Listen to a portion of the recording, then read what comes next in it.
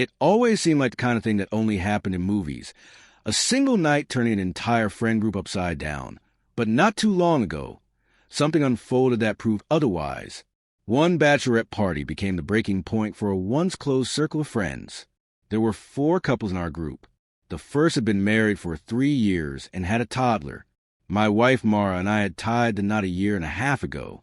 Another couple had gotten married just last summer, and the last pair, Rachel and Nick, were preparing for their wedding in early February.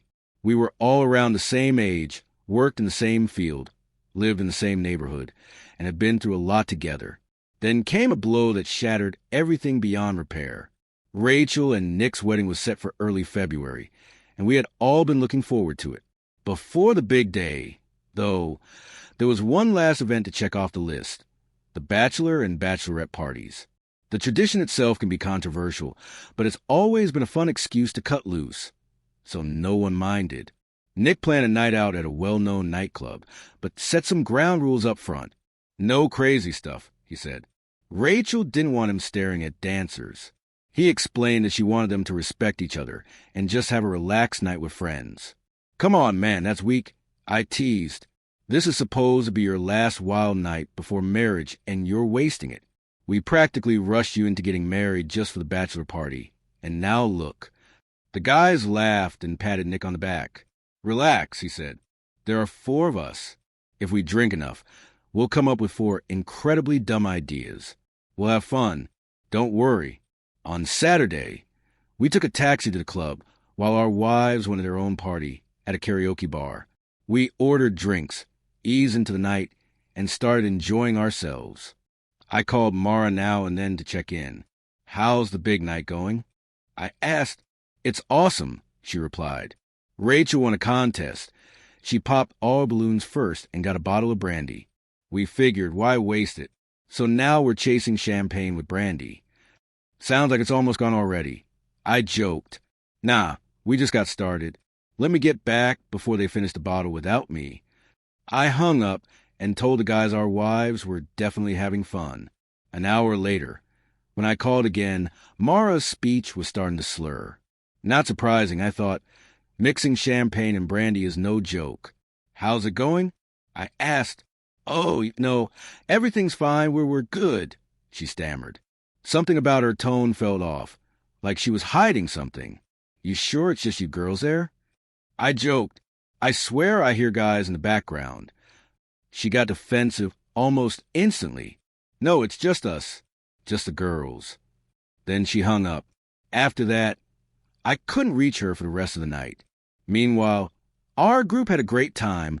Drinks, funny stories, reminiscing about our teenage years. By the time we left the club, it was close to 3 a.m. When I got home, Mara still wasn't back and her phone was off. Eventually, I woke up to the sound of her stumbling through the apartment, failing miserably at being quiet. She knocked over a chair, then a side table. When I got up to check on her, she was completely wasted, barely able to take off her shoes.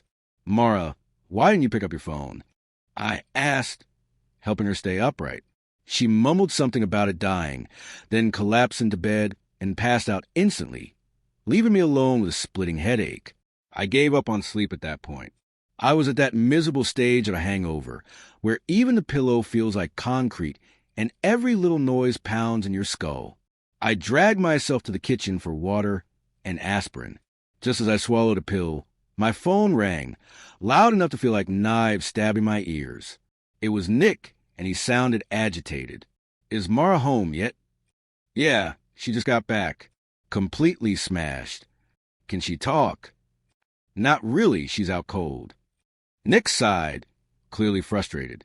In the background, I heard Rachel shouting. A loud crash followed, maybe a plate or a glass. Dude, you have no idea what they did, Nick practically yelled. And these are the same women who told us we couldn't have dancers at our party. Unbelievable. I can't just let this slide. Check your messages. He hung up. I opened my phone, and what I saw made my stomach drop. The photos left no room for doubt. Mara and the other women, along with several male dancers. And beyond just being present, it was obvious from the pictures that they had gone way beyond just watching. I felt sick. My pulse pounded in my ears. I didn't even want to process it. Nick called again, furious. "You see this man?" I couldn't even form a response. Yeah, was all I managed. Not only did they bring in male dancers, but they got wasted and started hooking up with them. And one of them was dumb enough to record it. I have videos if you want to see them. No, Nick, the photos are more than enough. I couldn't stay in the apartment. I needed air. So I went out for a walk, trying to wrap my head around everything. When I got back, I woke Mara and told her pack a bag and leave. She fumbled for excuses, claimed it wasn't what it looked like, said the other women were lying. But the second I showed her the pictures, she went silent. There was nothing to argue against. An hour later, Nick sent a group text announcing the wedding was off. He apologized to the guests and said, "If you want details, ask Rachel." That was it. On the day the wedding was supposed to happen, Nick gathered us for drinks. None of us were in good shape emotionally. We sat there trying to make sense of it all. How do you get so drunk that you forget basic boundaries?